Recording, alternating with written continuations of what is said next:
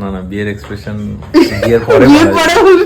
Hello guys, কেমন আছো তোমরা? আজকে হলো সন্দীপের আইবুড়ো ভাত, তো চলে আস জলেশ্বর থেকে ফালাকাটাতে।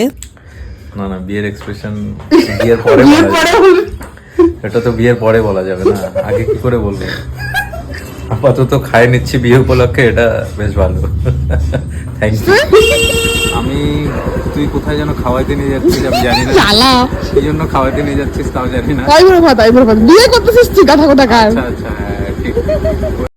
আমি আইবুড়ো ভাত দিয়েছি গরম মশলা রেস্টুরেন্টে, যেটা আমাদের বাড়ির সামনে একদম আর সুন্দর সাজানো গোছানো একটা রেস্টুরেন্ট। সব থেকে ভালো যেটা ছিল সেটা রিজনেবল প্রাইসের মধ্যে এত কিছু আয়োজন করেছিল ওরা। আমি শুরু করে দিয়েছি গিয়ে একটু সাজানো গোছানো ফুল দিয়ে, সাজানো ছিলই, শুধু আমি জাস্ট ছোট মোটো একটু একটু হাত বাত লাগালাম যাতে একটু সাজানো গোছানো লাগে ব্যাপারটা দেখতে। আইবুড়ো ভাত আমি অনেক জায়গায় দিয়েছি, তোমরা অনেকেই আমার ফেসবুকে যারা আছো তারা দেখেছো, বাট আমি এখানের মধ্যে এত টেস্ট কোথাও পাইনি। নেক্সট যদি কারো আইবুড়ো ভাতের আয়োজন করি তো আমি এখানেই করবো, কারণ আমার ভীষণ ভালো লেগেছে। সব থেকে ভালো লেগেছে রিজনেবল প্রাইসটা, কোয়ান্টিটি নিয়ে তো কোনো কথাই হবে না। দেখতেই পাচ্ছ এত কোয়ান্টিটিতে দিয়ে সবকিছু, প্রাইস অনেক রিজনেবল। 500 এত কিছু চলে আসছে, মানে 800-এরও আছে, 500-এর আছে।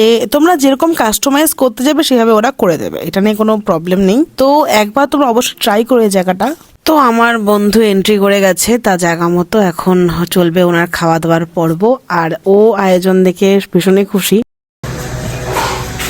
আয়োজন কেমন লাগলো ভাই? খুবই ভালো, খুব সুন্দর। তুই বিয়ে করতেছিস, জায়গাটাও বেশ ভালো।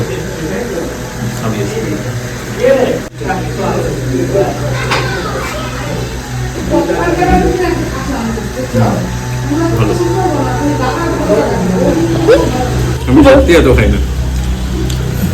না সন্দীপ অনেক ডায়েট করতেছে সিরিয়াসলি।